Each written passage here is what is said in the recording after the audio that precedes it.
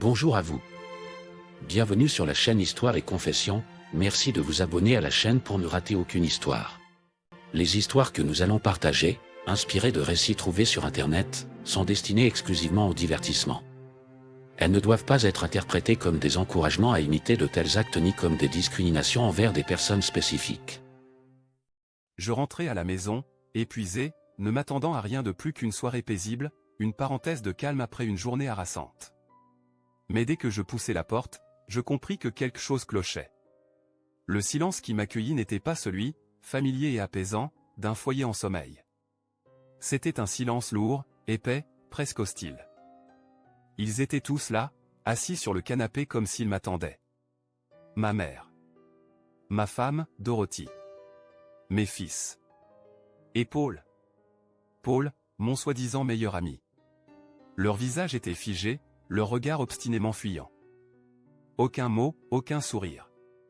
Juste cette tension sourde qui faisait vibrer l'air. Ce n'était pas le genre de malaise diffus qui flotte parfois quand je rentre trop tard. Ce n'était pas l'odeur familière d'un plat brûlé, résultat des expériences culinaires de Dorothy. Ce n'était même pas la posture rigide de mon fils, droit comme un piquet, comme s'il se préparait à quelque chose. Non. C'était autre chose. Quelque chose de froid, de prémédité. Je posai ma mallette avec lenteur, faisant rouler mes épaules dans une tentative vaine de dissiper la pression qui montait en moi. Je scrutai la pièce, sentant l'inéluctable sans pouvoir encore l'identifier. Que se passe-t-il ? Demandai-je d'une voix que je m'efforçais de garder stable. Le silence qui suivit fut glacial. Puis Marc, mon aîné, se racla la gorge et prit la parole. Ce qu'il dit ensuite, je ne l'oublierai jamais, « Papa, assieds-toi. Tu dois accepter que les choses ont changé. Tu n'es plus le chef de famille. Oncle Paul, il est comme un père pour nous, maintenant. » Ces mots me transpercèrent, nets, tranchants, cruels. Je clignai des yeux, persuadé d'avoir mal entendu. « Reviens, dis-je calmement. Trop calmement. À l'intérieur, pourtant, un feu violent me dévorait. Marc évita toujours mon regard. Ses doigts tapaient nerveusement sur son genou, un geste qu'il avait depuis l'enfance. Mais je ne le regardais plus. Mon attention s'était tournée vers Dorothy. Elle, plus que quiconque, aurait dû parler, interrompre cette mascarade, me défendre, protester. Mais elle restait là, les mains posées bien à plat sur ses genoux, le visage impassible. Ni surprise, ni honte. Rien. Elle savait. Ils savaient tous. Ma mère remua légèrement, poussant un soupir fatigué, comme si cette scène, elle l'avait anticipée depuis longtemps. Elle aussi n'avait pas l'air choquée. Elle faisait partie de cette trahison. Et Paul ? Paul semblait parfaitement à l'aise, installé comme s'il était chez lui, comme s'il avait toujours été là, à ma place. Son calme était insupportable. Sa sérénité, obscène. Il ne jouait même pas la comédie. Et alors, je compris. Ce n'était pas une crise passagère. Ce n'était pas un élan d'émotion incontrôlé. C'était planifié. Depuis longtemps. Je passais lentement en revue les visages de mes fils, cherchant un signe, une hésitation, un regret. Mais Marc restait ferme, inébranlable. Et Evan, mon plus jeune, plus réservé, soutenait mon regard sans ciller. Il ne disait rien, mais il ne niait pas. Lui aussi avait choisi son camp. Je pris une grande inspiration, lente, maîtrisée, tentant de contenir le tumulte qui grondait en moi. La tempête était là, à deux doigts d'exploser. Mais pas encore. Pas ce soir. J'avais passé des années à cultiver mon sang-froid. Des années à affronter des adversaires acharnés au tribunal, à déconstruire des raisonnements avec une précision chirurgicale, à garder le contrôle, même sous la pression la plus intense. Mais ici, ce soir, ce n'était pas une affaire de droit. Ce n'était pas une question de logique ou de stratégie. C'était personnel. Viscéralement personnel. Paul est plutôt comme un père pour toi, avais-je répété, lentement, comme pour goûter l'amertume de chaque mot. Ma voix n'était pas plus haute, mais elle vibrait d'une menace sourde. Marc hocha la tête. Sa mâchoire était serrée, ses traits tendus. Il confirma, sans détour. Je refusais encore de regarder Paul. Je n'étais pas prêt à lui offrir cette victoire. Pas encore. Mon regard se tourna plutôt vers Dorothy. Dorothy, dis-je d'une voix glaciale, où perçait une tension à peine contenue. As-tu quelque chose à dire? Pour la première fois depuis mon entrée, son masque se fendilla. Elle inspira brusquement, ses doigts cherchant refuge dans le tissu de sa robe, qu'elle lissait nerveusement, comme si elle espérait effacer la trahison par un geste dérisoire. Elle n'était pas prête. Elle ne s'attendait pas à devoir me faire face. C'était ma première victoire. Je pense qu'il serait préférable que nous en parlions tous ensemble. Elle s'arrêta. Sa voix, douce et incertaine, résonna comme un écho creux. Je levai la main, nette. Non. Pas de discours préparé. Pas de phrase polie. Juste une question. Réponds-moi une chose, Dorothy, à quel moment exactement mon rôle de mari, de père, a-t-il expiré? Était-ce une lente érosion, insidieuse, étalée sur des années? Ou bien, as-tu pris cette décision en une seule nuit, allongée dans notre lit? Elle ouvrit la bouche, mais aucun mot n'en sortit. Silence. C'était ma deuxième victoire. Elle n'avait pas prévu de résistance. Elle m'imaginait brisé, effondré, ou furieux au point de perdre toute contenance. Elle ne s'attendait pas à cela, à mon calme. Mon contrôle. Ma froideur. Je me tournai alors vers Paul. Paul. L'homme en qui j'avais eu une confiance aveugle. Celui qui avait été là à la naissance de mes enfants, qui avait levé son verre à mon mariage, qui m'avait épaulé dans mes réussites comme dans mes échecs. Celui que j'appelais frère. Et voilà où nous en étions. Lui, assis dans ma chaise.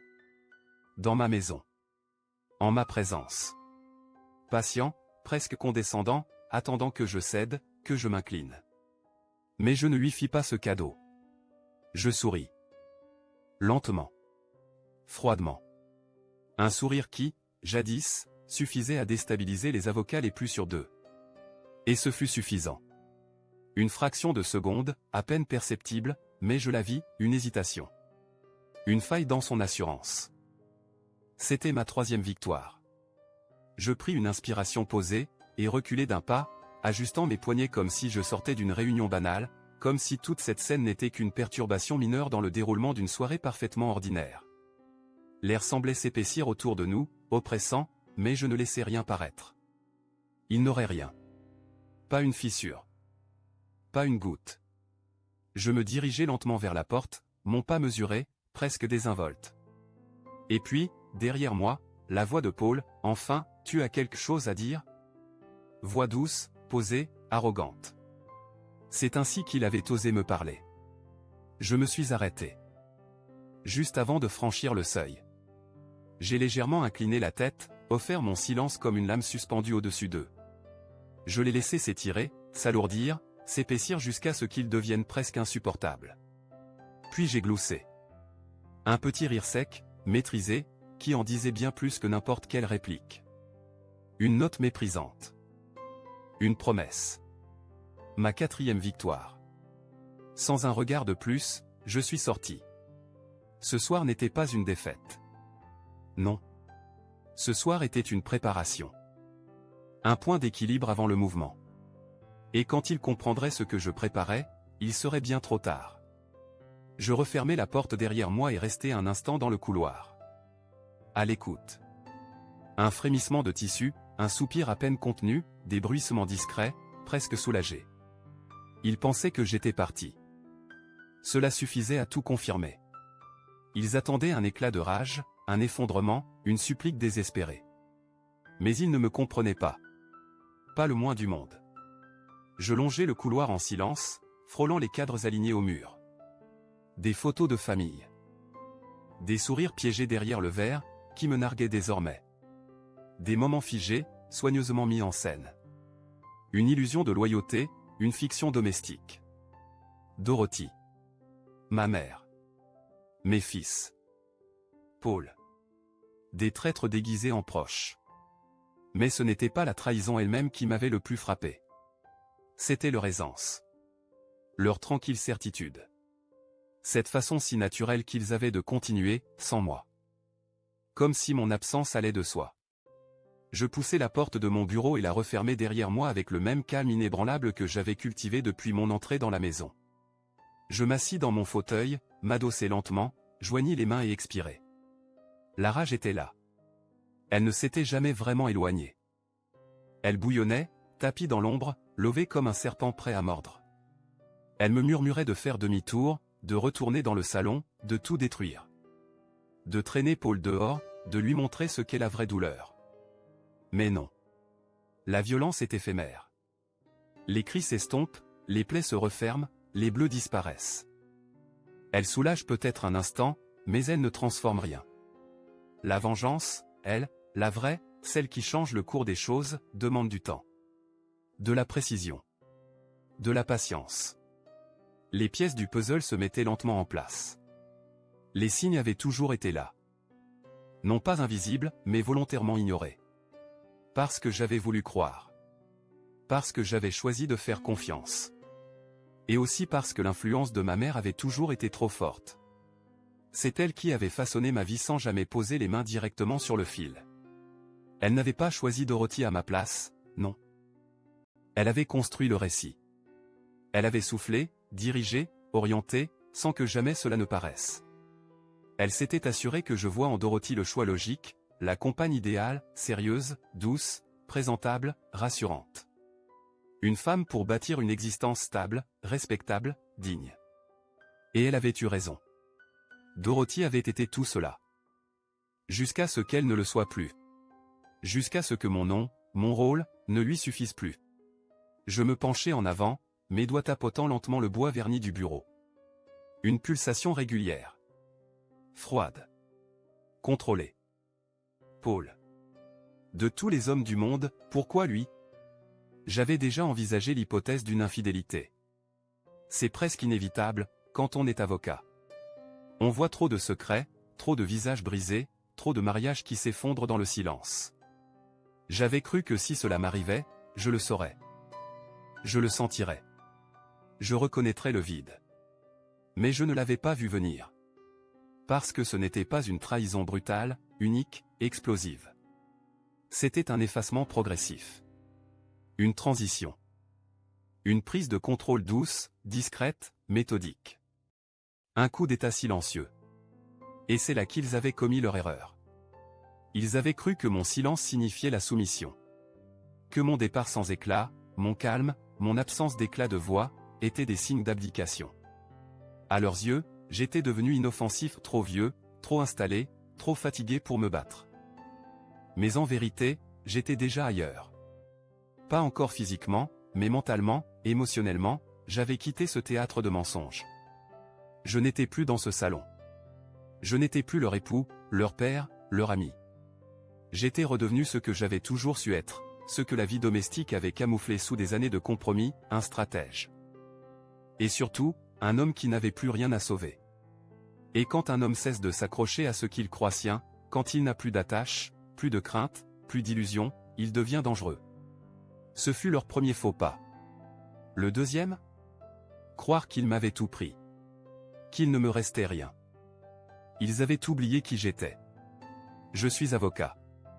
Je sais où sont les leviers. Je sais que le pouvoir ne réside pas dans les cris, ni dans les pleurs, ni même dans l'amour. Le pouvoir, le vrai, c'est la maîtrise de l'information. La capacité d'agir dans l'ombre. Et moi, j'avais des armes qu'ils ne pouvaient même pas soupçonner. Le plan s'est mis en place comme une mécanique bien huilée. Je sortis mon téléphone. D'abord, James, mon conseiller financier. James, dis-je d'une voix calme, tranchante. Avec effet immédiat, gèle tous les comptes joints. Un silence. Monsieur, êtes-vous certain? Cela comprendrait l'accès de votre femme. Je sais exactement ce que cela implique. Très bien. C'est en cours. Clic, premier coup. Ensuite, Stan, mon avocat. Stan, ai-je murmuré. Je veux un dépôt express. Divorce. Irrévocable. Pas de négociation. Un silence. Puis un soupir las. Daniel, maintenant? Oui. Maintenant. Je te les prépare. Demain matin. Clic, deuxième coup. Enfin, le troisième appel. Celui qui ne figurait sur aucun carnet officiel. Une ligne discrète. Un homme qui me devait une faveur. Un artisan des ruines. Spécialiste des réputations démolies à petit feu. Il n'eut besoin d'aucune explication. Juste d'un nom. La machine était lancée. Je m'adossai à mon fauteuil, les yeux fixés au plafond. Je sentais déjà le poids bouger. L'équilibre se rompre. La tempête s'élevait, lente, implacable. Eux, ils pensaient que je pansais mes plaies dans un coin sombre. Mais moi, je préparais le champ de bataille. Et quand ils s'en rendraient compte, il serait bien trop tard. Le lendemain matin, elle arriva. Mais pas dans le tonnerre. Pas dans la fureur.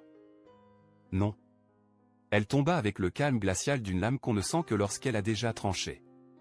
Dorothy, fidèle à ses habitudes, s'installa à la table de la cuisine, un café à la main, et se connecta pour effectuer un de ses virements ordinaires. Peut-être pour payer une nouvelle lampe hors de prix ou une robe qu'elle jugeait essentielle à sa dignité. L'écran clignota. Transaction refusée. Elle fronça les sourcils. Rafraîchit la page. Refusé. Changea de compte. Refusé. Sortit son téléphone. Refusé. Elle n'était pas idiote. Non. Elle comprit très vite. Elle se leva brusquement, enfila son manteau, saisit les clés de la Mercedes, la mienne, offerte un anniversaire où je croyais encore à nous, et fila à la banque. Là-bas, l'attendait la réalité. Froidement, proprement. Les comptes sont gelés, dit Madame Lennox, la directrice, en se levant maladroitement derrière son bureau. Dorothy cligna des yeux, déjà sur les nerfs. C'est quoi, le problème? Mon compte affiche une retenue de sécurité. J'ai besoin que vous la retiriez. La directrice sembla hésiter, visiblement mal à l'aise. Je crains que cela ne soit pas possible, madame. Et pourquoi pas? Elle inspira, sa gêne palpable. Votre mari a gelé tous les comptes joints. Son avocat a fourni les documents nécessaires. Légalement, nous ne pouvons pas autoriser l'accès sans son autorisation. La voix de la directrice de la banque était calme, posée, mais chaque mot qu'elle prononçait était un coup de couteau. Dorothy, elle, resta figée. Son souffle se coupa net. C'est absurde, articula-t-elle, la voix tremblante. J'ai accès à ces comptes depuis des années. Oui, madame, répondit Madame Lennox, sans hausser le ton. Et maintenant, vous n'y avez plus accès. Ce fut là que l'expression de Dorothy changea. Un frisson de panique traversa son visage. Une terreur rampante, à peine contenue, s'empara de ses traits. C'était enfin en train de germer en elle. Elle comprenait. J'étais allé là où elle n'avait jamais cru que j'irais. Elle avait toujours compté sur une forme de retenue de ma part. Elle croyait que le poids des années, les souvenirs, les enfants, la maison, m'empêcherait de frapper là où ça fait mal. Elle s'était trompée. Elle pensait que je pleurais. Que je hurlerais. Que je supplierais. Que je m'effondrerais. Au lieu de cela, je les avais affamés. Tout avait été minutieusement orchestré. D'abord les comptes.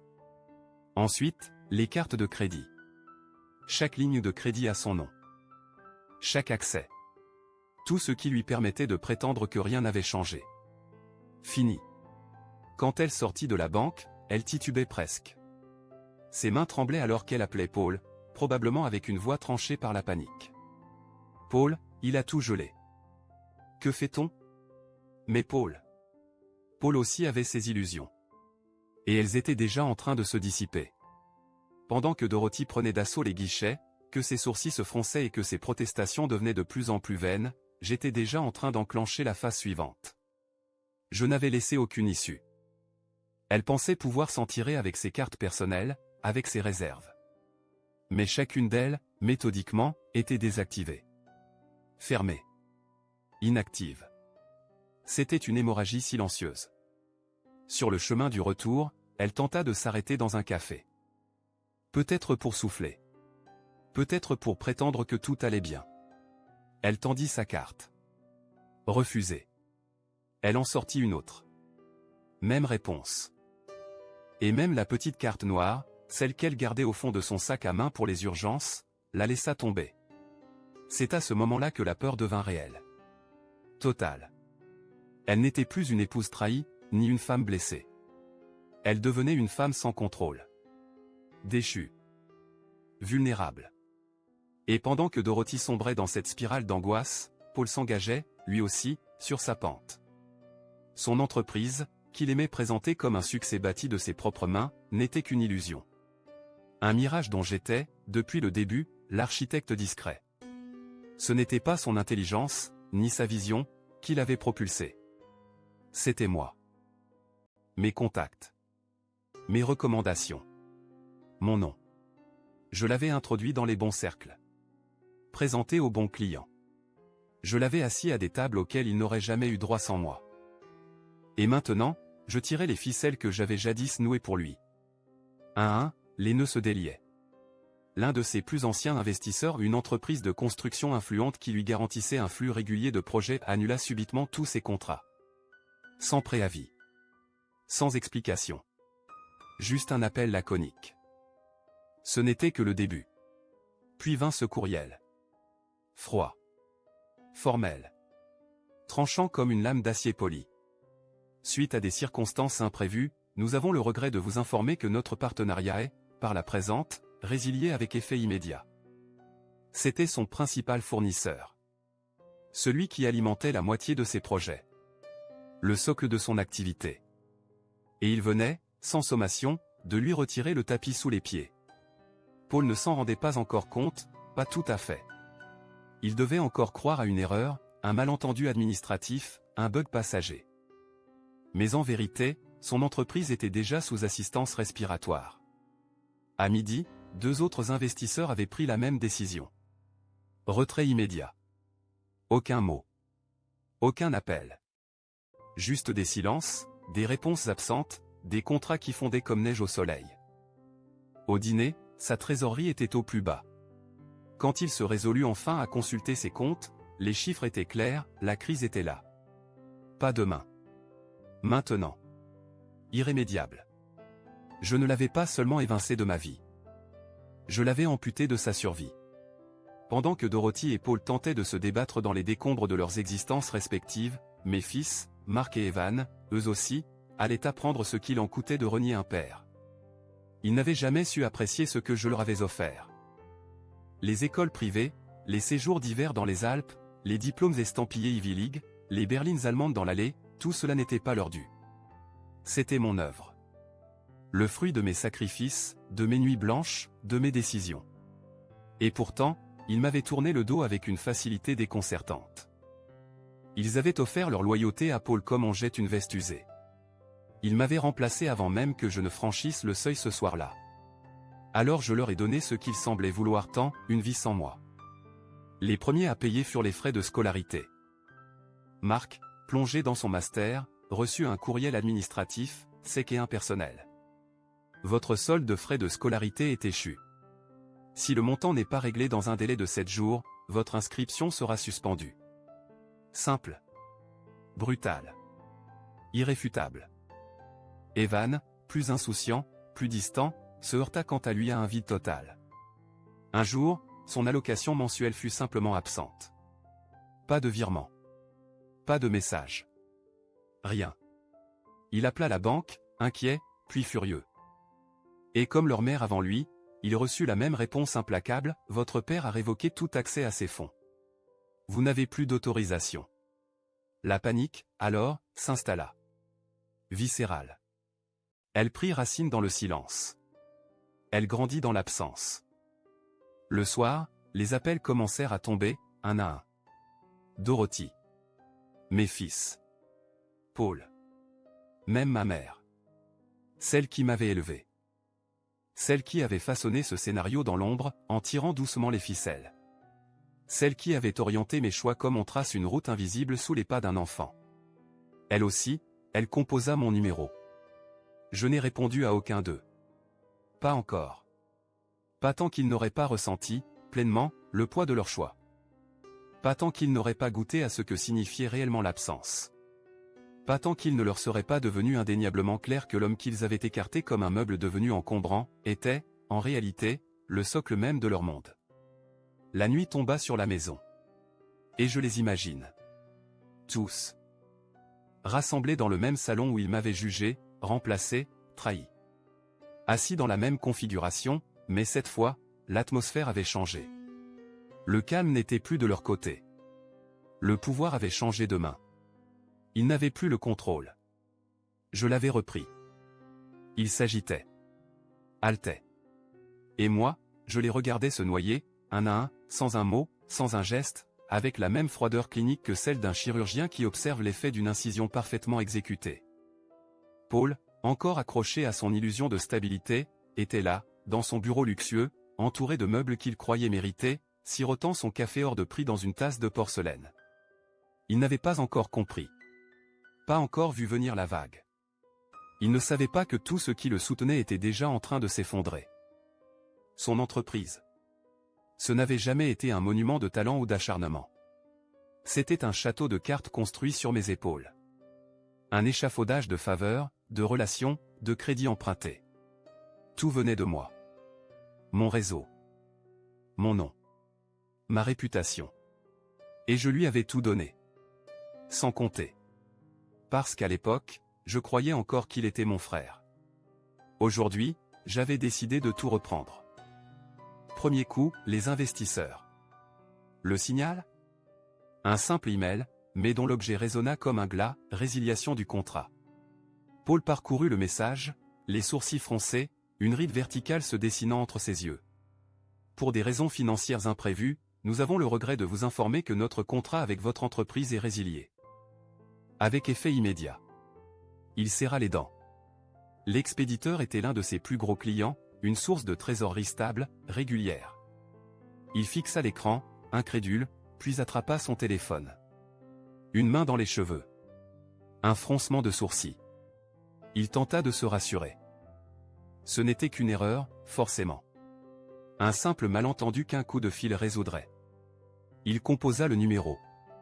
Un sourire nerveux, presque charmeur, se dessina sur ses lèvres lorsqu'on décrocha enfin. « Dis donc, Chris, je viens de voir l'email. Qu'est-ce qui se passe ?»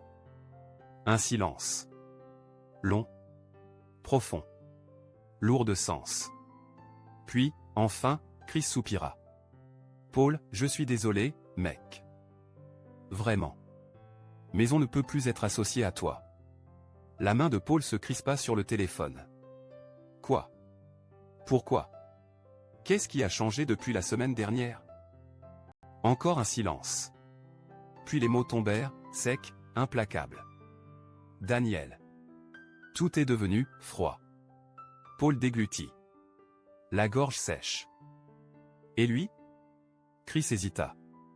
La voix plus basse. Presque coupable. « Écoute, Paul. Je sais pas ce qui s'est passé entre vous deux, mais disons juste que continuer à faire affaire avec toi, ce n'est pas une bonne idée. » Paul se leva d'un bond. Sa tasse vola et se brisa sur le bureau, répandant du café brûlant sur les dossiers. Il fixait le vide, son souffle court. « C'est absurde. Daniel ne ferait pas ça. Il n'est pas comme ça. » Mais Chris le coupa net. « C'est un homme puissant. Je le respecte. Et entre nous ? Si je devais choisir entre faire affaire avec lui ou avec toi, je le choisirais à tous les coups. » Clic. La ligne fut coupée. Paul resta figé. Le téléphone encore collé à son oreille bien après la fin de l'appel. Comme s'il refusait de croire. Comme si son esprit cherchait un échappatoire. Mais il n'y en avait pas. Parce que, malgré tout ce qu'il croyait savoir de moi, il avait oublié une chose essentielle, Daniel ne réagit pas. Daniel prévient. Il observe. Il planifie. Il frappe. Et quand il frappe, c'est toujours là où ça fait le plus mal. Son téléphone sonna à nouveau. Un autre investisseur. Même message. Puis un autre. Et encore un autre. À midi, 4 de ses principaux clients s'étaient désistés. À 15 heures, ses fournisseurs ne répondaient plus à ses appels. À 17 heures, son entreprise était en train de suffoquer. Le vernis craquait. Le tissu même de son édifice commençait à se déchirer. Ce qu'il avait construit sur ma générosité ne tenait plus sans elle. Il avait voulu ma place. Maintenant, il pouvait goûter à ce que cela faisait, quand on vous l'arrache.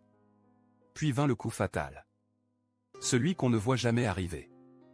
Celui qui vous vide l'âme, qui ne laisse rien d'autre que le vide et le silence. La licence commerciale fut révoquée. Paul était encore sonné, hébété, quand sa secrétaire frappa timidement à la porte, le visage pâle, presque translucide. Elle entra en silence, tenant une enveloppe comme on tiendrait une mauvaise nouvelle entre les mains d'un médecin. « Monsieur, dit-elle, hésitante. Nous venons de recevoir quelque chose du Conseil des licences. » Paul leva les yeux. L'estomac noué, la gorge sèche. « Qu'est-ce que c'est ?» Elle ne répondit pas. Elle se contenta de s'avancer et de déposer l'enveloppe avec une délicatesse presque cérémonieuse sur le coin de son bureau, comme si le simple contact pouvait brûler. Paul la prit. Ses doigts tremblaient. Il l'ouvrit. Lentement. Trop lentement. Le papier se déplia. Les premières lignes suffirent. Avec effet immédiat, les licences commerciales suivantes ont été révoquées, en raison d'enquêtes judiciaires en cours concernant de potentielles violations éthiques et des conflits d'intérêts. Le reste des mots devint flou. Incompréhensible. Inutile. C'était fini. Officiellement. Légalement. Irrévocablement. La réalité le frappa comme un marteau lancé à pleine force. Il se laissa retomber dans sa chaise, le souffle coupé, l'esprit en débâcle. Ce n'était pas une coïncidence. Pas un revers de fortune. C'était une exécution. Précise. Chirurgicale. Définitive. Et il n'y avait qu'un seul homme capable d'un geste aussi méthodique, aussi glacial. Daniel. Son ancien meilleur ami. Son frère d'âme. L'homme qui l'avait trahi. Paul comprit enfin. Daniel ne s'était pas défendu. Il n'avait pas répondu. Il avait détruit. Pas par rage. Pas par vengeance aveugle. Par conviction. Quelques minutes plus tard, l'appel désespéré eut lieu. Paul, les mains moites, les nerfs à vif, consulta son téléphone. 69 appels manqués. La moitié de Dorothy. Le reste, un chaos d'investisseurs, d'employés, de clients en panique, tous réclamant des explications qu'ils ne pouvaient pas donner. Et pendant tout ce temps, Daniel restait muet. Il appuya sur « Bi ». Encore une fois. Même message. Identique. Froid. Parfaitement neutre, vous avez bien Daniel Lennox. Je ne suis pas disponible. Laissez un message. Bip. Paul inspira. Une bouffée brisée, tremblante.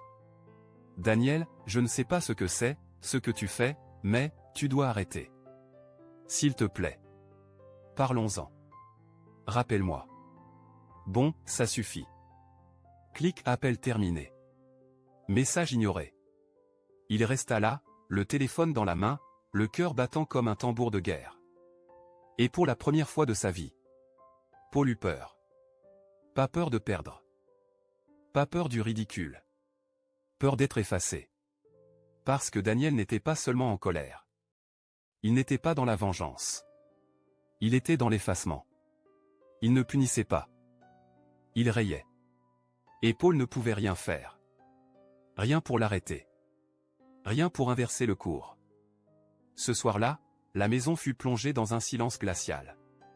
Dorothy était assise dans le salon, les épaules tendues, les mains crispées sur son téléphone qu'elle n'osait plus poser. La lampe voisine vacillait, jetant une lumière jaune et maladive sur son visage anxieux. Elle avait appelé. Plusieurs fois. Trop de fois. Et chaque appel avait mené à la même fin. Pas de réponse. Pas un mot. Pas même un silence rassurant. Juste l'absence. Lourde. Implacable.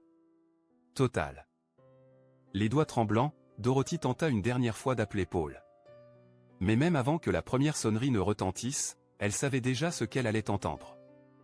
Le numéro que vous cherchez à joindre est indisponible. Elle ferma les yeux, expira lentement, douloureusement, comme si l'air lui-même devenait trop lourd à porter. Puis elle jeta un regard à travers la pièce. Marc était assis sur le canapé, immobile, le visage éclairé par la lueur bleutée de son ordinateur portable. Mais ses mains ne bougeaient pas. Il n'écrivait rien. Il ne faisait rien du tout. L'écran était figé sur une seule notification, froide, cruelle, indiscutable. Evan, lui, ne parvenait pas à rester en place. Il faisait les 100 pas avec une nervosité croissante, les épaules tendues, les traits déformés par l'anxiété. L'incertitude n'avait jamais été son terrain. Il était né dans la sécurité, élevé dans l'idée que le monde plierait toujours pour lui. Mais aujourd'hui, tout lui échappait. Et il le savait. Tous. Dorothy. Mark. Evan. Tous comprenaient, sans qu'un mot ne soit échangé, sans qu'un seul son ne trouble cette atmosphère oppressante. Personne ne le disait à voix haute parce que le dire, c'était l'admettre. C'était rendre la défaite tangible. C'était reconnaître ce qu'ils n'avaient jamais pensé possible, Daniel les avait réduits à néant. Pas dans une crise de colère. Pas dans une explosion vengeresse. Mais méthodiquement. Pièce par pièce. Geste par geste. Mark n'avait pas prononcé un mot depuis plus d'1 heure. Depuis qu'il avait consulté son portail universitaire. Depuis qu'il avait vu l'alerte. Paiement urgent des frais de scolarité échus. Paiement immédiat requis pour rester inscrit. Un message banal, administratif, mais pour Mark, il était comme une claque. Il avait cru à une erreur. Les frais de scolarité avaient toujours été réglés, sans qu'il n'ait jamais besoin d'y penser. C'était un automatisme. Une routine. Un droit implicite. Mais lorsqu'il vérifia les relevés bancaires, quelque chose de froid s'insinua en lui. Une terreur sourde. L'argent avait disparu. Son père avait tout coupé. L'éducation qu'il croyait acquise n'était qu'un privilège suspendu à la volonté d'un seul homme. Et soudain, le souvenir le frappa. Ce qu'ils avaient dit, la veille, dans ce salon même, oncle Paul est plus comme un père pour nous maintenant. L'estomac de Mark se contracta violemment. Il avait fait le mauvais choix. Il le savait. Et il était trop tard pour revenir en arrière. L'effondrement d'Evan fut plus brutal. Plus sonore. Il fut le premier à briser le silence. Maman, aboya-t-il, en se passant les mains dans les cheveux. J'ai essayé de faire le plein. Ma carte a encore été refusée. Dorothy ne répondit pas. Elle restait figée, pétrifiée, les yeux rivés sur l'écran noir de son téléphone. Son esprit semblait ailleurs, englouti dans une tempête intérieure qu'elle ne savait plus affronter. Evan ricana, un ricanement amer, sans joie, tremblant de frustration. J'ai appelé la banque. Devine quoi? Mon compte a été vidé. Il fit volte-face, balayant la pièce du regard, ses yeux s'arrêtant tour à tour sur sa mère, silencieuse, puis sur son frère, mutique. Quelqu'un va-t-il le dire? Siffla-t-il. Papa nous coupe la parole. Mark serra les dents. Ses mâchoires se crispèrent. Mais il ne dit rien. Parce qu'il n'y avait rien à dire. Parce que chaque mot risquait de faire éclater une vérité qu'ils n'étaient pas prêts à regarder en face, ils avaient trahi l'homme qui les avait tout donné. Et il leur avait repris, sans lever la voix, sans élever la main. Daniel Lennox ne criait pas. Il effaçait. Dorothy prit enfin une inspiration. Lente. Tremblante. Oui, admit-elle dans un souffle presque inaudible. Il l'est. Evan leva les mains dans un éclat de rire amer, plein de rancune. Eh bien, fantastique, lança-t-il, les yeux brillants de colère. Qu'est-ce que tu pensais qu'il allait faire? Tu as laissé tonton Paul te marcher dessus, et maintenant, on paie tous. Le regard de Dorothy se releva vivement, tranchant. Je n'ai rien laissé faire à Paul, siffla-t-elle, les yeux étroits. Ton père. Elle s'interrompit, l'émotion lui coupant la voix, puis expira brusquement. Ton père se venge. C'est tout. Evan secoua la tête avec violence, incrédule. Maman, réveille-toi. Il ne se venge pas. Il brûle tout. Et pour la première fois de la journée, cette idée, cette phrase, pénétra en elle comme une certitude. Il ne s'agissait plus de représailles. C'était une purification par le feu. Puis, soudain, le téléphone fixe sonna. La pièce se figea. Dorothy bondit, si vite qu'elle faillit faire tomber l'appareil. Elle l'attrapa à 2 mains, l'espoir vibrant dans sa voix. Daniel? Mais ce n'était pas lui. C'était sa mère. Et sa voix était dure, sèche comme un vent d'hiver. Je vois, Dorothy, lança Marlène d'un ton glacial. Tu es assise? Dorothy fronça les sourcils, le souffle court, resserrant sa prise sur le combiné. Qu'est-ce qu'il y a? Marlène soupira, lentement, comme si elle se préparait à jeter un coup près. Puis elle parla. Le fonds de retraite de ton père a disparu. Dorothy blêmit. Le sang quitta son visage. Quoi? Murmura-t-elle. J'ai vérifié les comptes ce matin. Ceux que Daniel gérait pour nous. Ils sont vides. Jusqu'au dernier centime. Le monde vacilla autour d'elle. Tout sembla se déformer, pencher. Non, souffla-t-elle, incrédule. C'est impossible. Daniel ne ferait pas ça. Mais la voix de Marlène devint aussi tranchante qu'un éclat de verre. Parce que tu penses qu'il ne le ferait pas? Moi, je pense qu'il le ferait. Et je pense qu'il vient de le faire. Dorothy chancela. Son souffle se fit court. Ses pensées tourbillonnaient. Son père. Sa mère. Ils avaient fait confiance à Daniel. Depuis toujours. Ils lui avaient confié leur compte, leur avenir, leur sécurité. Parce qu'il était fiable. Digne. Inébranlable. Et aujourd'hui, tout avait disparu. Pas par accident. Pas par négligence. Par décision. Dorothy sentit une bouffée de panique monter en elle, suivie d'un sentiment plus sourd, plus profond, plus douloureux encore, la honte. Ses parents. Son mari. Ses fils. Tous payaient pour elle. Pour son choix. Pour avoir tourné le dos à celui qui, pendant toutes ces années, avait été la clé de leur monde. Elle ferma les yeux. Son cœur battait trop fort. Sa gorge était sèche, ses mains glacées. Pour la première fois depuis le début, Dorothy ressentit une chose qu'elle n'avait jamais anticipée. Du regret. Pas de la colère. Pas de la peur. Mais ce pincement lancinant, insupportable, qui serre la poitrine et laisse un goût de fer dans la bouche. Elle ne se souvint même pas avoir raccroché. Les derniers mots de Marlène flottaient encore dans son esprit, acérés comme des clous, il l'a fait. Et tu sais pourquoi? On est ruiné. La voix d'Evan résonnait encore dans la tête de Dorothy, tout comme ses reproches, brutaux, acérés. Que croyais-tu qu'il allait se passer? Mais par-dessus tout cela, ce qui la hantait le plus, c'était le silence. Le silence de Daniel. Elle s'était attendue à la colère. À des cris. À une confrontation orageuse, une scène violente où les reproches pleuvraient. Elle l'avait imaginé se tenir dans l'entrée, les yeux en flammes, demandant des comptes, hurlant sa peine. Elle l'aurait presque préféré. Mais il n'avait rien dit. Pas un mot. Pas un cri. Pas un regard. Il s'était contenté de s'éloigner. Et, ce faisant, il avait tout démantelé. Sans fracas. Sans drame. Simplement. Il leur avait laissé le choix. Puis il leur avait montré le prix. Et maintenant, alors qu'elle était assise dans le noir, le téléphone entre les mains comme une bouée dérisoire, une vérité glaciale la frappa en pleine poitrine, Daniel ne reviendrait pas. Il ne viendrait pas les sauver. Il ne réapparaîtrait pas pour tout réparer. Il ne leur tendrait pas la main. Parce qu'il n'y avait plus rien à sauver. Et surtout, parce que pour la première fois de sa vie, Dorothy comprit qu'elle n'avait jamais vraiment connu son mari.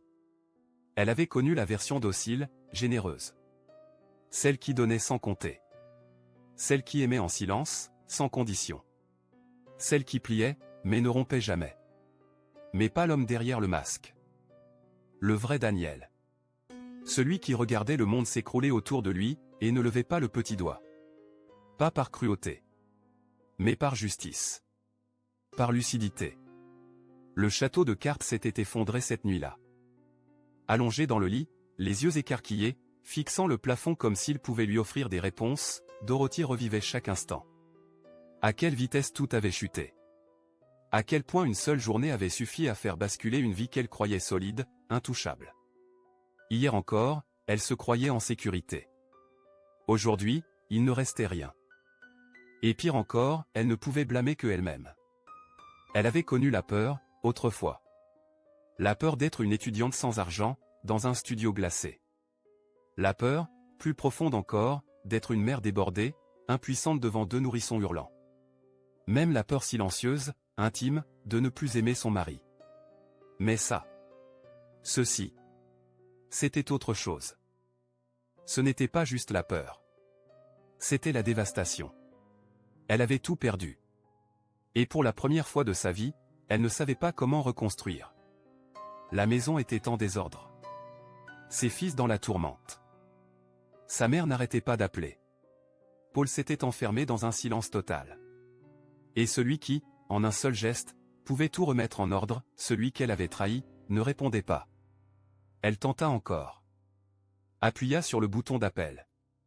Le téléphone sonna. Une fois. 2 fois. 3. Puis, vous avez bien Daniel Lennox. Je ne suis pas disponible. Laissez un message. Elle resta figée. La gorge nouée. Il l'ignorait. Délibérément. Et c'était ça, le pire. Le silence était sa réponse. Dorothy serra les mâchoires, ravalant le cri dans sa gorge. Puis elle ouvrit l'application de messagerie. Elle hésita une seconde, ses doigts flottant au-dessus du clavier. Enfin, elle écrivit « Daniel, je suis désolé. Vraiment. Je ne sais pas quoi dire d'autre. Mais je suis désolé. » Elle relut le message.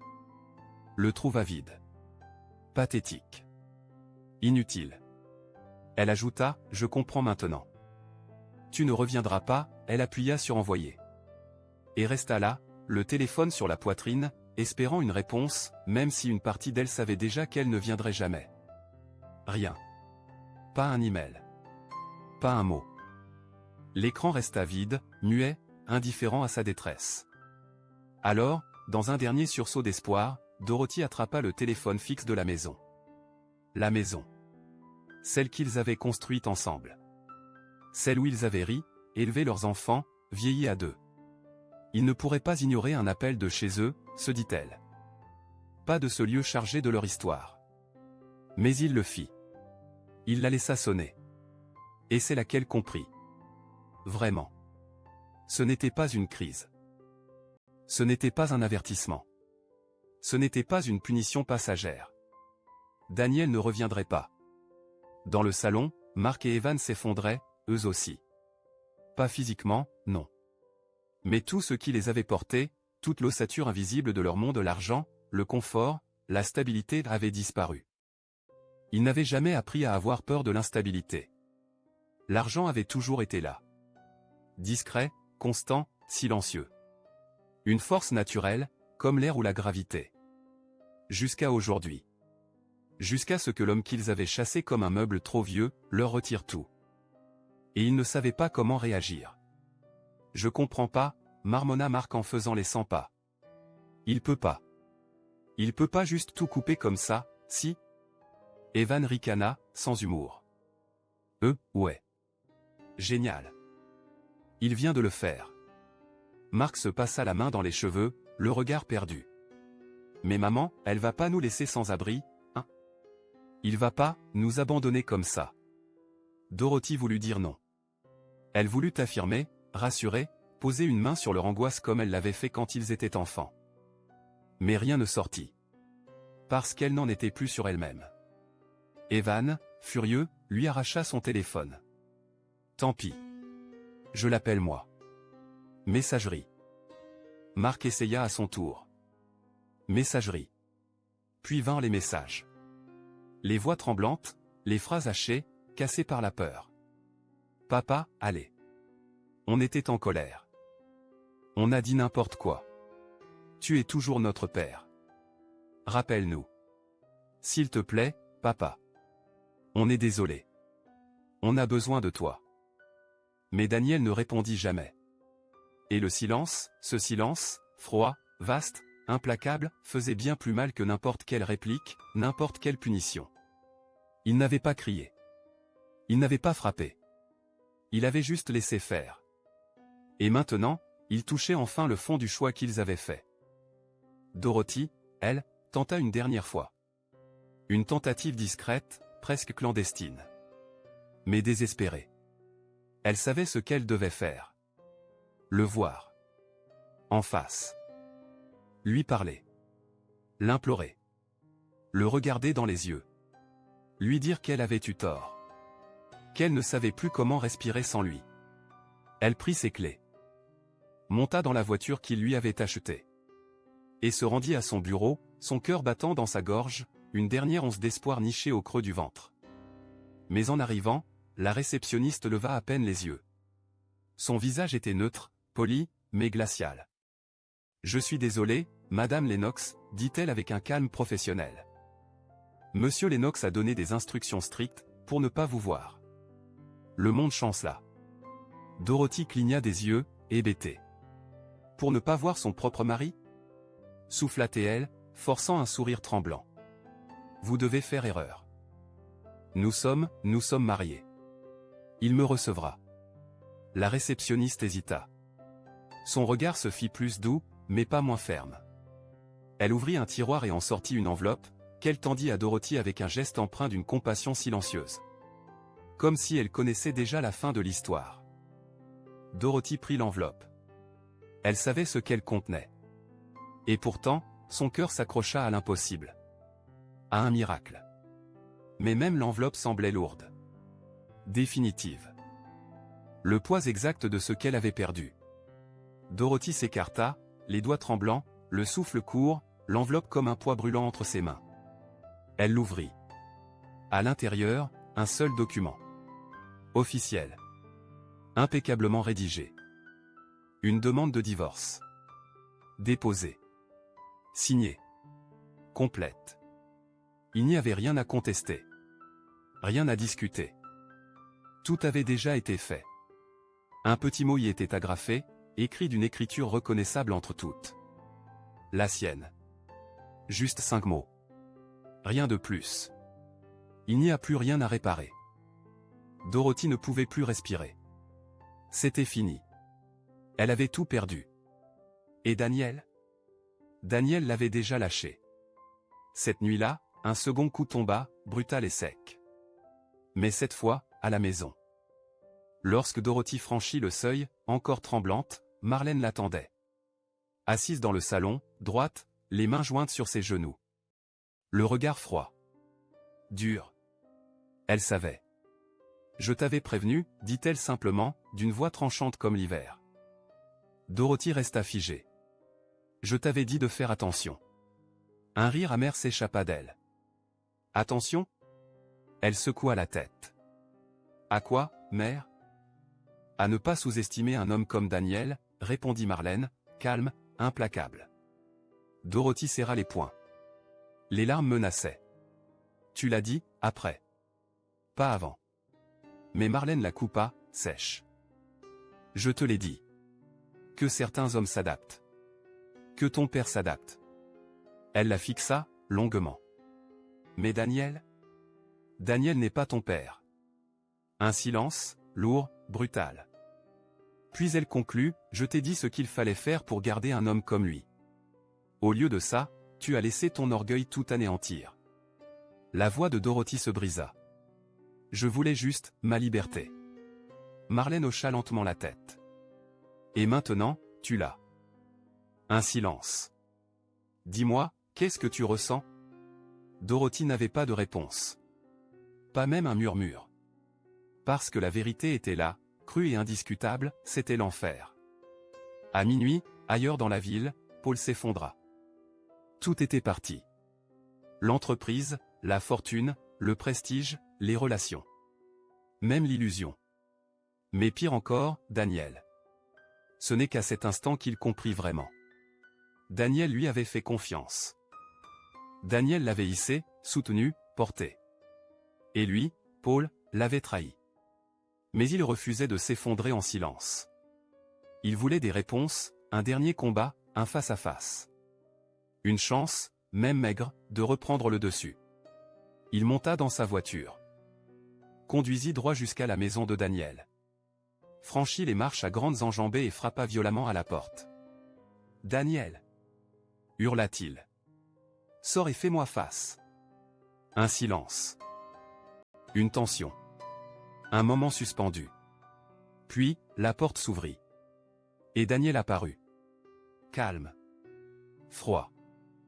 Imperturbable. Comme une mer noire sans vent.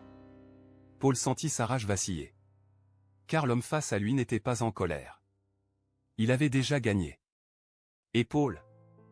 Paul était déjà détruit. Daniel inclina la tête, légèrement. Que veux-tu exactement, Paul? Demanda-t-il, d'une voix basse, égale, presque lasse. Paul déglutit. Le cœur au bord des lèvres. Tu m'as ruiné. Daniel hocha lentement la tête. Oui. Paul serra les poings, les bras tremblants. Tu n'avais aucun droit. Daniel s'avança. Lentement. Silencieusement. Une présence. Une menace. Non, Paul. J'avais tous les droits. Et à cet instant précis, Paul sentit la peur. Pas de l'effroi. De la peur pure. Primitive. Car Daniel n'avait pas simplement répliqué. Il avait fait en sorte que Paul ne s'en relève jamais. Mais Dorothy, elle n'avait pas encore renoncé. Pas tout à fait. Un dernier appel. Une ultime tentative. La voix cassée, presque inaudible, elle laissa un message. Daniel, je sais que tu n'as aucune raison de répondre. Aucune. Mais je t'en supplie, juste une chance. Un moment. Pour parler. Elle s'arrêta. Ravala ses sanglots. Je suis désolé. Je suis tellement désolé. Un silence. Puis elle ajouta, dans un souffle, tu étais tout, Daniel. Et je ne l'ai compris qu'en te perdant. Elle raccrocha. Lentement. Et le silence, encore une fois, fut la seule réponse. Daniel, s'il te plaît. Nous avions tort. J'avais tort. Parle-moi. S'il te plaît. Une dernière chance. Mais il n'y eut pas de réponse. Et cette fois, il n'y en aurait jamais. Parce que j'étais déjà parti. Pas en fuite. Pas en colère. Parti pleinement, lucidement. Et je ne me retournerai pas. Je regardais le téléphone vibrer sur la table. Dorothy, encore une fois. Je ne répondis pas. Pas parce que je ne l'avais pas entendu. Pas parce que j'étais occupé. Mais parce qu'elle ne méritait plus de réponse. Je la laissai sonner. Jusqu'à ce que ça cesse. Puis, une minute plus tard, un autre appel. Marc. Puis Evan. Puis Marlène, la mère de Dorothy. Un à un. Je les ai tous laissés tomber sur la messagerie. Pour la première fois en 19 ans, je ne les connaissais plus. Je n'avais plus le temps. Plus la patience. Plus la présence. Et certainement pas le pardon. Je savais que ça ne s'arrêterait pas là. Je connaissais Dorothy. Trop bien. Je savais qu'elle viendrait. Alors, quand elle a franchi la porte de mon bureau le lendemain matin, sans même attendre qu'on l'annonce, bousculant la réceptionniste et claquant la porte derrière elle, je ne fus pas surpris. Je restai assis, adossé à mon fauteuil, la regardant. Ses yeux étaient rouges. Ses mains tremblaient. Elle était désespérée. Et c'était bien. Elle le méritait. Daniel, commença-t-elle, d'une voix éraillée. S'il te plaît. Je ne dis rien. Je la laissai parler. Ou se noyer dans son propre silence. Elle inspira profondément. Je la vis lutter contre l'effondrement. Je sais que ce que j'ai fait était mal. Je sais que je t'ai blessé. Je hochai légèrement la tête. Juste assez pour lui offrir l'illusion de l'écoute. Quelle partie, Dorothy? Murmurai-je. Le mensonge? La trahison? La planification? Ou le fait que tu n'avais jamais eu l'intention de t'arrêter, tant que je ne te surprenais pas? Elle tressaillit. C'était la vérité. Et elle le savait. Ce n'était pas l'acte qu'elle regrettait. C'était d'avoir été prise. Elle fit un pas en avant. Un dernier. Daniel, s'il te plaît, souffla-t-elle. Je t'aime. Je laissai échapper un souffle long, lent, parfaitement maîtrisé. Puis je me levai. Contournai le bureau. M'arrêtai à quelques centimètres d'elle. Elle leva les yeux vers moi, implorante. Fragile. Trop tard. Alors je dis les mots qui clôtureraient tout. Non. Tu ne t'arrêteras pas, Dorothy. Elle se figea. Son souffle se coupa. Ses lèvres tremblèrent. Une larme silencieuse menaça. Mais je continuai, implacable. Tu ne t'es jamais arrêté. Pas de la manière qui comptait. Ses yeux brillèrent. Elle secoua la tête. Ce n'est pas vrai. Je levai la main pour l'interrompre. Tu n'aimes pas moi, Dorothy. Tu aimes ce que j'ai fait pour toi. Tu aimes ce que je t'ai apporté.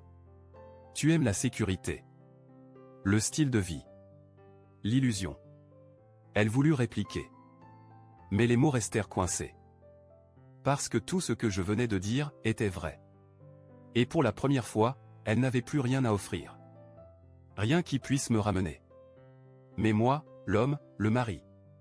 Tu ne m'as pas aimé depuis des années, Dorothy. Peut-être que tu ne m'as jamais aimé.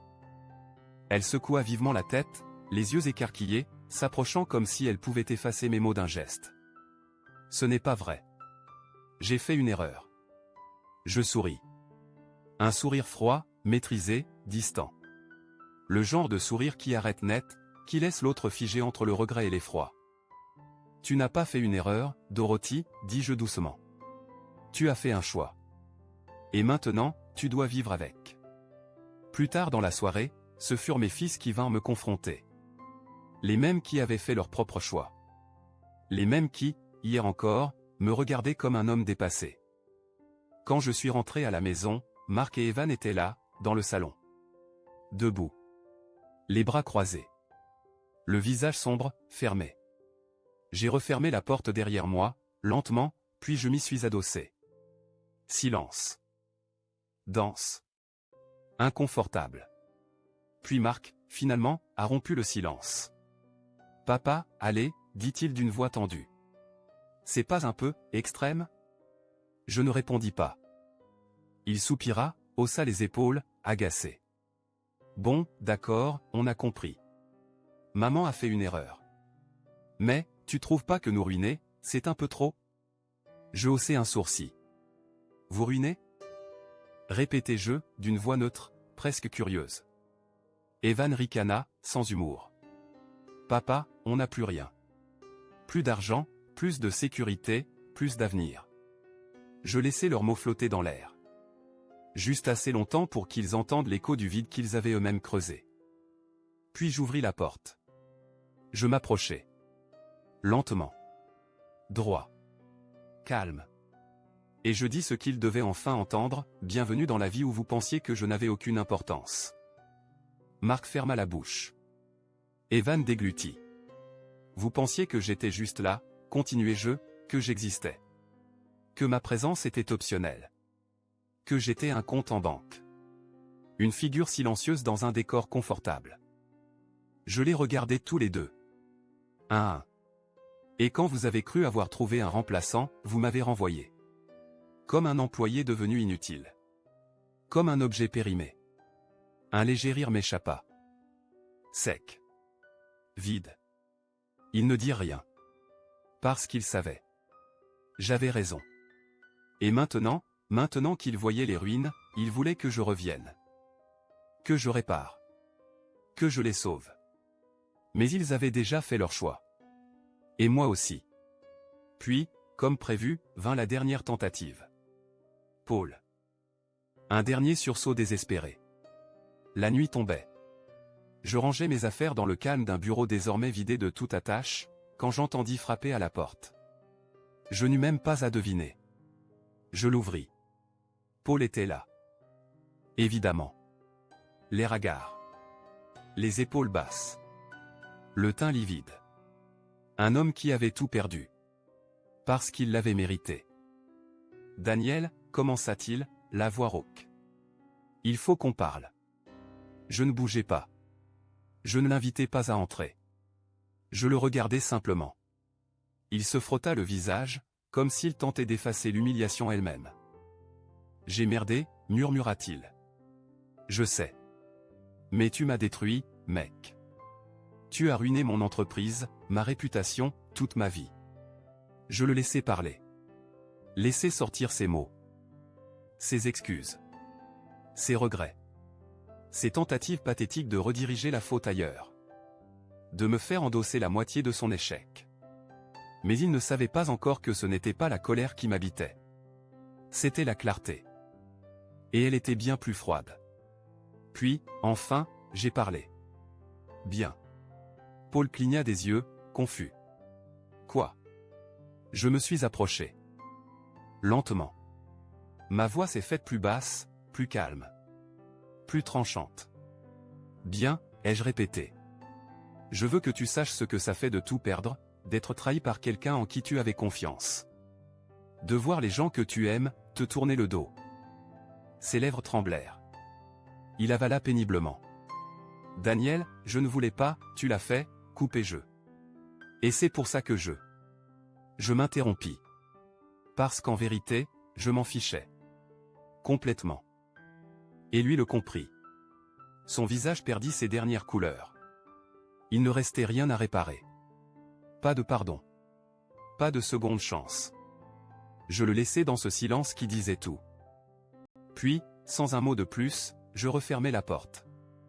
Lentement. Sans claquer. Et je tournai la clé. Car Paul était déjà mort pour moi. L'adieu qui n'en était pas vraiment un arriva le lendemain matin. Je fis mes valises. Il n'y avait pas grand-chose à emporter. J'avais tout ce dont j'avais besoin, ma fortune. Mon pouvoir. Ma liberté. Je traversai la maison une dernière fois. Mes doigts glissèrent sur les meubles, sur les murs, les cadres vides de sens. Des morceaux d'une vie qui, rétrospectivement, n'avait jamais vraiment été la mienne. Je ne me retournai pas. Je sortis. Et je les laissai tous derrière moi. Pour de bon. Le meilleur dans tout cela? Je ne me sentais pas triste. Je n'éprouvais aucun regret. Je me sentais enfin libre. Complètement libre. Je pénétrai dans le hall de l'hôtel. Chaque pas plus léger que le précédent. La réceptionniste m'accueillit avec un sourire professionnel. Bienvenue, monsieur Lennox. Votre suite est prête. Merci, répondis-je en tendant ma carte. Celle à laquelle Dorothy n'aurait jamais accès. Pendant qu'elle traitait mon enregistrement, je sortis mon téléphone. 67 appels manqués. Je laissai échapper un soupir lent. Un sourire presque amusé au coin des lèvres. Je secouai la tête. Ils n'arrêtaient pas. Ils suppliaient. Ils se débattaient. Ils essayaient de recoller ce qui était déjà réduit en cendres. Mais c'était trop tard. Parce que, pour la première fois en 19 ans, je n'étais plus à leur disposition.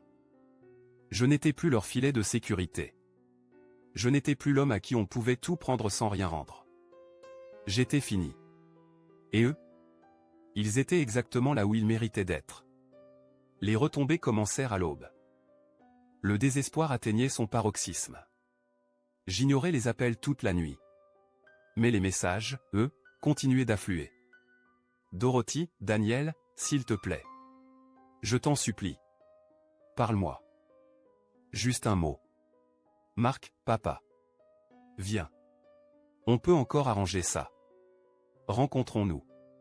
S'il te plaît. Evan, on a fait une erreur. On le sait. Mais on reste ta famille. Marlène, Daniel, ça suffit. Je l'ai lu. Un à un. Puis, je les effaçai. Un à un. Vous avez fait valoir votre point de vue. Cette phrase aurait pu me faire rire. Presque. Mon point de vue? Non. Je n'avais pas encore fini de faire valoir mon point de vue. Je m'étais simplement installé dans mon silence. J'avais reculé d'un pas, le café à la main, regardant le monde que j'avais quitté s'effondrer, lentement, méthodiquement, depuis la distance confortable que j'avais choisie. Et Dorothy. Dorothy, elle, affrontait enfin la réalité. Elle n'était plus dans la maison que je payais. Elle n'était plus la femme du professionnel respecté que j'étais. Elle n'était plus la maîtresse d'un monde bâti pour elle. Elle était seule. Quand elle retourna à la banque, ce n'était plus pour débloquer ses comptes. Ce n'était plus pour négocier. C'était pour implorer. Pour demander un prêt. Une dernière chance de maintenir l'illusion. De prétendre qu'elle contrôlait encore quelque chose. Mais elle aurait dû savoir. L'agent de crédit consulta son dossier. Et qui vit-il? Une femme sans emploi, sans revenu, sans propriété, sans stabilité financière. Juste un nom qui ne valait plus rien, car il ne m'était plus lié. Elle avait passé des années à vivre dans mon ombre, confortablement appuyée sur mon argent, mon nom, ma réputation. Et maintenant? Elle n'avait plus rien. La banque refusa poliment, mais fermement. Aucun prêt. Aucun arrangement. Aucun espoir. Elle sortit, le regard stupéfait, le visage brisé, avec la certitude absolue qu'elle venait, pour la première fois de sa vie, de toucher le fond. Mark et Evan n'allaient pas tarder à la rejoindre. Mark tenta d'abord de conserver sa façade. Il appela l'université, réclama une extension. Il argumenta, insista, tenta de faire valoir mon nom, comme une carte qu'il pensait encore valide. Mais mon nom ne lui appartenait plus. Et ceux qui m'avaient autrefois écouté, n'avaient aucune raison de l'écouter lui. Le bureau d'aide financière l'écouta poliment, puis lui donna 7 jours. Pas un de plus. Pas de paiement? Pas d'inscription. Il était dehors. Evan, lui, vécut une autre humiliation. Il conduisit sa voiture dans un garage pour l'entretien habituel, et découvrit que les paiements n'avaient pas été effectués depuis 2 mois. Ce fut là qu'il comprit. La voiture n'était pas à lui. Elle ne l'avait jamais été. C'était moi. Mon nom. Mon crédit. Mon silence qui payait les mensualités. Et maintenant que tout cela était retiré, la société de récupération était déjà en route. Je ne pouvais qu'imaginer son expression. La panique. La stupéfaction. Le désespoir. L'enfant roi venait de perdre sa couronne. Il avait passé sa vie à me voir comme un portefeuille. Rien de plus. Maintenant, il savait enfin ce que c'était que de vivre sans. Quant à Paul, son effondrement n'était plus une chute. C'était une noyade. Il avait profité de mes relations, de mon réseau, de ma loyauté. Il m'avait volé ma femme, ma famille, mon quotidien. Et maintenant, il n'avait plus rien. Au moment où je l'ai laissé tomber, tout s'est écroulé. Ses investisseurs? En fuite. Son entreprise. Déjà un cadavre. Mais le vrai coup, le coup fatal, arriva avec la première enveloppe légale. Puis une deuxième. Puis une pile entière. Des poursuites. Des réclamations. Des clients qu'il avait surfacturés, manipulés, ignorés. Des gens qu'il avait trompés en pensant que mon nom les protégerait. Mais ce nom, je l'avais retiré. Et sans ma protection, il n'était plus qu'un charlatan face à la justice. Je l'imaginais assis, seul, devant son bureau, le visage blême, les mains moites, regardant s'accumuler les avis juridiques, les injonctions, les convocations.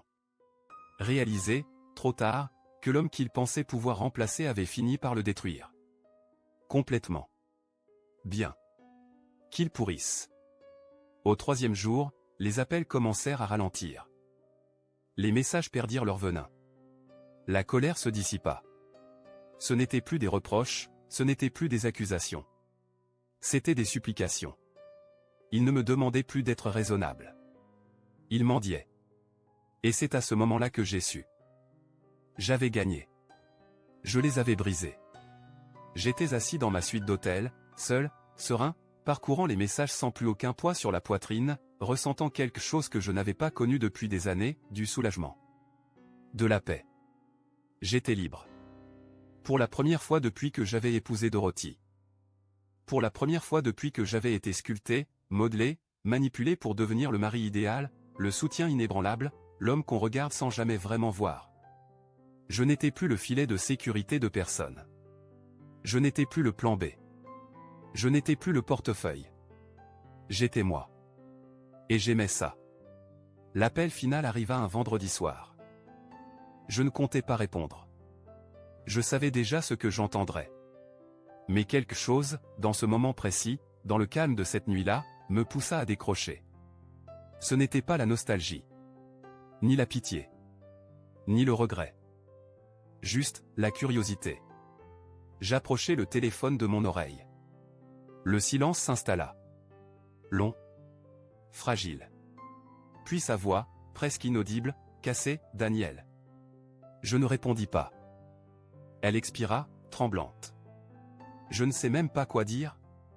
Je pris une gorgée de ma boisson. La chaleur douce et lente coula dans ma gorge. Puis je parlais, calmement, ne dis rien. Un silence. J'ai juste besoin de comprendre, murmura-t-elle. Comment en est-on arrivé là? J'eus un léger rictus.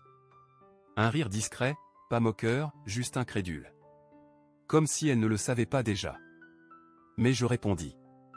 On est arrivé ici le jour où tu as pensé que j'étais remplaçable. Un sanglot discret s'échappa d'elle, étouffé. Ne pouvons-nous pas résoudre ça? Je secouai la tête, même si elle ne pouvait pas le voir. Non, Dorothy. On ne peut pas. Un silence plus long, plus lourd, plus désespéré. Puis sa dernière tentative. Son dernier fil. Daniel, je t'aime toujours. Je souris. Lentement. Un sourire sans chaleur, mais rempli d'une chose qu'elle ne m'avait jamais laissé savourer, la victoire. Et enfin, je lui donnai ma réponse. C'est bien, dis-je. Mais moi, je ne t'aime pas. Et je raccrochai. C'est moi qui ai ri en dernier. Je m'adossai à ma chaise, étirant mon dos, le cœur léger. Devant moi, la ville brillait. Les lumières vibraient, infinies. Le monde n'était plus une prison de responsabilité. Il était plein de possibilités. Il se noyait. Mais ce n'était plus mon problème. Pas plus. Pas jamais. Parce que j'avais fait mon choix. Je m'étais éloigné. Et pour la première fois en 19 ans, j'étais véritablement, totalement, sans compromis ni culpabilité, libre.